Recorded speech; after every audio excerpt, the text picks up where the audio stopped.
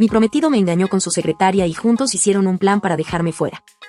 Cuando Tomás comenzó a trabajar como contador en una oficina con cubículos manchados por el tiempo y un jefe que apenas recordaba su nombre, yo ya era su refugio. Su impulso. Su brújula cuando todo a su alrededor era incertidumbre. Éramos jóvenes y sin lujos. Vivíamos en un departamento de una sola habitación con muebles heredados, una nevera que hacía más ruido que frío, y una pila de facturas que siempre llegaban antes que el sueldo. Pero teníamos algo que no cabía en ninguna cuenta bancaria. Teníamos sueños compartidos y un amor que, en ese entonces, yo creía inquebrantable. Yo estaba ahí, noche tras noche, revisando sus reportes cuando él dudaba, subrayando cifras, corrigiendo errores, celebrando cada pequeño avance. Le preparaba café con notas escritas a mano. Confía en ti, esto también pasará, ya casi. Era su compañera, sí, pero también su socia emocional en un mundo que aún no nos daba nada. Cuando Tomás me habló por primera vez de emprender, no lo dudé. Vendí mi coche, mi única propiedad valiosa, para que pudiéramos reunir el capital inicial. Él hablaba del proyecto como nuestro bebé, decía a nosotros todo el tiempo, nuestros clientes, nuestra oficina, nuestro futuro. Pero con el tiempo, entendí que esas palabras no siempre incluían a ambos. Yo hacía más de lo que decía, redactaba propuestas hasta la madrugada, respondía correos cuando él dormía, organizaba reuniones, manejaba las finanzas. No buscaba reconocimiento. Solo soñaba con un mañana donde todo valiera la pena. Donde ese esfuerzo silencioso nos llevara lejos. Y parecía que así sería. Llegaron los primeros contratos. Luego una oficina modesta. Después un pequeño equipo de 5 personas. Con cada paso, sentí que lo estábamos logrando. Que cada noche sin dormir tenía sentido. Pero entonces comenzaron las entrevistas. Las conferencias. Y en cada escenario, Tomás decía que él lo había logrado solo. Y yo sonreía desde la sombra. Me dolía, claro. Pero me decía que tal vez lo hacía por modestia. Que quizás quería protegerme de la exposición. Nunca imaginé que estaba sembrando una historia donde yo no existía. Conforme el negocio crecía, también lo hacía a la distancia. Tomás empezó a vestirse diferente, a hablar con un tono que no le conocía, a llegar cada vez más tarde. Cuando me miraba, ya no lo hacía con ternura, sino con prisa. Había una nueva asistente en la oficina, Paula. Joven, brillante, sonriente. Demasiado sonriente. Siempre presente en las historias de redes sociales de la empresa. Siempre cerca. Siempre disponible. Un martes, decidí pasar por la oficina sin avisar.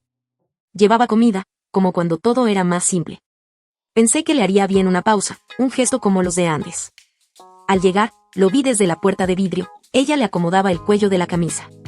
Se reían. No hablaban de trabajo. No necesitaba escuchar más. No entré. No hice una escena.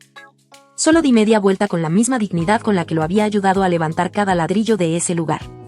Esa noche, dejé la comida intacta sobre la mesa. Me encerré en el baño y lloré en silencio. No por él. Lloré por mí. Por haber creído que el amor, si se construía con esfuerzo, duraba para siempre. Días después, Tomás habló. No pidió perdón. Solo dijo que estaba confundido.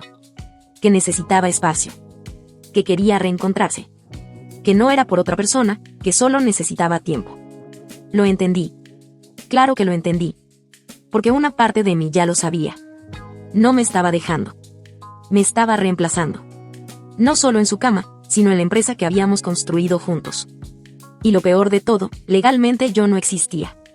No había firmado nada. No figuraba en ningún contrato, en ninguna cuenta. Solo estaba mi trabajo. Mi esfuerzo. Mi alma, repartida en cada rincón de esa empresa. Y sin embargo, yo no estaba en ninguna parte. Los días siguientes fueron oscuros. Dormía poco. Comía menos. La casa se sentía más grande de lo que era. No por su tamaño, sino por el vacío.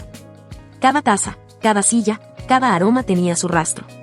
El cepillo de dientes seguía en su lugar. Su lado de la cama, intacto. Mis amigas me llamaban. Me decían que era fuerte, que lo superaría. Pero yo no quería fuerza. Yo quería silencio. El verdadero dolor no venía de la traición. Venía de haberme olvidado. De no reconocerme sin él. Una tarde, mientras buscaba un documento entre cajas, encontré una libreta vieja. Mi letra, mis ideas, mis presupuestos. Todo lo que habíamos hecho, estaba ahí. Con mi energía. Con mi visión. Y entonces lo vi claro, yo también construí esa empresa. Quizás no figuraba en papeles, pero sin mí, no habría existido. Esa noche, Por primera vez en semanas, dormí sin llorar. Al día siguiente fui a una asesoría gratuita en un centro de emprendimiento. No tenía bienes, ni socios, ni respaldo. Pero tenía conocimiento. Tenía carácter. Y tenía una red de mujeres como yo, que me admiraban en silencio. Que sabían lo que era empezar desde cero con el alma en ruinas. Renté un local pequeño, en una zona olvidada por el progreso. La pintura se caía, el techo tenía goteras, y el polvo parecía parte del mobiliario. Pero era mío. Mientras muchos me miraban con escepticismo, esa mujer abandonada, sin respaldo, jugando a ser empresaria, yo trabajaba sin descanso. Cada día barría, pintaba, ordenaba. No tenía nada que perder. Y esa era mi mayor ventaja. Poco a poco, recordé lo que amaba hacer. Me apasionaban los procesos, el trato con la gente, las ideas. Tenía un ojo agudo para detectar oportunidades donde otros solo veían ruinas. Reunía mujeres como yo. Madres solteras, trabajadoras incansables, invisibles para el mundo, pero gigantes en voluntad. Y juntas empezamos a levantar algo distinto. Algo que no se construía con números, sino con valores. Cada nuevo cliente era una victoria. Cada pago, un aplauso. No solo a mí, sino a todas las que venían detrás mío. Mientras Tomás se paseaba por cócteles de networking con su nueva esposa, yo sembraba respeto. No por rencor, sino por amor propio. Un día, mientras revisaba correos en mi oficina, ahora luminosa, viva, llena de flores frescas y cuadros inspiradores, mi asistente entró con expresión incómoda. Me entregó una tarjeta. Tomás Aguirre. Estaba en la recepción. Sentí un escalofrío. Respiré hondo. Me miré en el reflejo del vidrio. Ya no era la mujer que él dejó atrás. Me enderecé. Y pedí que lo hicieran pasar. Entró con traje caro y sonrisa insegura. Sus ojos, cansados. Me miró como si no pudiera creer lo que veía. Me habló de mi empresa. De mi crecimiento. De los rumores que había escuchado sobre mi impacto. Pero en su voz había otra cosa, necesidad. Su negocio estaba en crisis. Su esposa lo había dejado. Y ahora necesitaba ayuda. Ideas. Aliados. Yo lo escuché. Sin interrumpir. Sin odio. Pero tampoco con compasión. Porque ya no necesitaba que él me viera. Yo ya me veía a mí misma. Al final, me pidió una oportunidad. Una colaboración. Una alianza. Le respondí con calma. Con esa paz que solo se gana cuando te reconstruyes desde las cenizas. Gracias por venir, Tomás, le dije. Pero todo esto lo construí cuando tú ya no estabas. No vine a cerrarte la puerta. Solo recordarte que aprendí a abrir las mías sola. Y que ya no necesito que nadie me sostenga la llave. Semanas después, firmamos contrato con una firma internacional. Hubo fotógrafos, prensa, brindis. Durante el evento, levanté mi copa. No por orgullo, sino por gratitud. No por lo que había perdido, sino por todo lo que había ganado al no quedarme rota. Esa noche, al llegar a casa, me quité los tacones, solté el cabello y saqué del cajón una vieja fotografía. Ahí estábamos él y yo. Jóvenes. Inocentes. Soñadores. La miré. No con tristeza, sino con ternura. Luego la guardé de nuevo. Habían pasado ya 6 meses desde aquella inesperada visita de Tomás. Nunca volvió a contactarme. Ni llamadas, ni correos, ni intermediarios. Pensé que era el cierre definitivo. Pero la vida rara vez ofrece cierres tan limpios. Mi empresa seguía creciendo. Los contratos llegaban, las alianzas se consolidaban. No éramos gigantes, pero éramos fuertes. Y lo más importante, éramos libres. Me invitaron a dar charlas sobre liderazgo femenino, me entrevistaron en radio. Incluso una universidad local propuso un programa piloto inspirado en nuestro modelo de trabajo colaborativo entre mujeres. Era irreal. Pero real. Por fin. Hasta que llegó un correo. No de Tomás. De Paula. Sí, la Paula. La asistente sonriente, la sombra inseparable de mi exmarido. Su mensaje era corto. Frío. Profesional. Pedía una reunión conmigo. No especificaba motivo. Solo un lugar, una hora, y una firma al final. Paula Núñez, consultora independiente. Estuve a punto de ignorarlo. ¿Qué podía querer ella ahora? Pero algo en su tono me intrigó. Acepté. Nos encontramos en una cafetería sobria del centro. Ella estaba distinta. Sin maquillaje, ojerosa, pero con la mirada firme. Pidió un té. Yo un café. No nos dimos la mano. Y gracias por venir, dijo, como si ella fuera la anfitriona. Sé que esto es incómodo, pero necesitaba verte. Asentí. Esperé. Ella fue directo al grano. Estoy fuera de la empresa de Tomás. Hace 3 meses. No de forma amistosa. Hizo una pausa. Me observó. No buscaba lástima. Buscaba algo más. Lo que tú construiste con él, yo también creí que era real. Pensé que éramos un equipo. Pensé que tenía un plan. Pero cuando las cosas fueron mal, su plan era salvarse solo. Hubo un largo silencio entre nosotras. No había sororidad inmediata. Pero tampoco hostilidad. ¿Por qué me cuentas esto? Pregunté al fin. Porque encontré tus libretas, respondió. Estaban en una caja, con papeles viejos. Él nunca las tiró. Las guardó como si fueran trofeos. Tu letra está en todas partes. Tus números. Tus ideas. Me estremecí. Ni siquiera sabía que habían sobrevivido. Y no sé qué harás con esto. Solo quería que lo supieras, añadió Paula, y se levantó. Antes de irse, dejó una carpeta sobre la mesa. Revisa eso. No vengo por venganza. Solo, aprendí demasiado tarde. Y tú ya estabas mucho más lejos.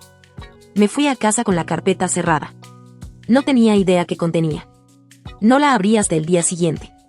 Dentro, había copias de correos impresos. Firmas. Contratos. Documentos internos de la empresa de Tomás. Y, en medio de todo eso, pruebas de que muchas de las ideas que yo había escrito en mis libretas se habían usado después de mi salida. Sin citarme. Sin incluirme. Sin pagarme. Respiré hondo. No lloré. No me enfurecí. Solo sentí algo que no esperaba, una especie de validación triste. Siempre lo supe, pero ahora tenía evidencia. Consulté con una abogada amiga. Me dijo que legalmente era difícil, pero no imposible. Si podía demostrar la autoría, podía exigir al menos una compensación o dejar una mancha pública. Pero algo en mí dudaba. ¿Valía la pena remover todo eso? ¿Meterme de nuevo en ese barro? En medio de ese dilema, recibí una carta. Física, escrita a mano. No tenía remitente. Era de Tomás. La leí en la cocina, parada, como si al moverme el papel fuera a explotar. Era una carta extraña. No pedía perdón. Pero tampoco era soberbia. Hablaba de su caída. De su soledad. De su silencio. Y al final decía: no vine aquella vez para buscar una alianza. Vine para ver si aún quedaba algo en ti que me reconociera. Me equivoqué. Ya no eras la misma. Y eso fue lo más doloroso, pero también lo más justo que podía pasarnos. Guardé la carta. No respondí. Pero algo se movió dentro de mí. Semanas después, fui invitada como panelista a un evento internacional de emprendedoras. Uno de esos donde todas sonríen mucho pero el aire está lleno de tensión, ambición y expectativas. Mientras hablaba en el escenario sobre reconstrucción, sobre errores, sobre identidad, vi algo en el público. Una figura conocida. Un rostro al que no veía desde hacía más de 10 años. Mi madre. No nos hablábamos desde que me fui de casa a los 22. Fue una relación áspera, cargada de juicios. Ella nunca aprobó a Tomás. Pero tampoco aprobó que yo eligiera quedarme con alguien que no me daba mi lugar. No supe que estaba ahí. No había avisado. Al terminar la charla, se acercó. No dijo mucho. Solo me abrazó. Lloró. Y me dijo: ahora te veo. Finalmente. En la oficina, meses después, me entregaron una invitación. Era una convocatoria privada para un programa de innovación conjunta entre empresas medianas lideradas por mujeres. Solo había 5 cupos en todo el país. Y el nombre de mi empresa estaba entre los seleccionados. Pero ahí, en la lista, también figuraba otra empresa. La de Tomás. Ahora dirigida por un nuevo socio. Y con Paula como directora de operaciones. Las vueltas de la vida. Aún no sé si aceptar la convocatoria. Implicaría trabajar, al menos indirectamente, en el mismo círculo que ellos. Mis socias me apoyan en lo que decida. Mi madre me dice que lo que una mujer construye con esfuerzo no debe achicarse por miedo. Y yo solo miro por la ventana de mi oficina. Ya no me tiembla la mano al abrir viejas carpetas. Solo me pregunto: ¿y si esta vez, la historia no se trata de volver atrás, sino de cruzarse desde otro lugar,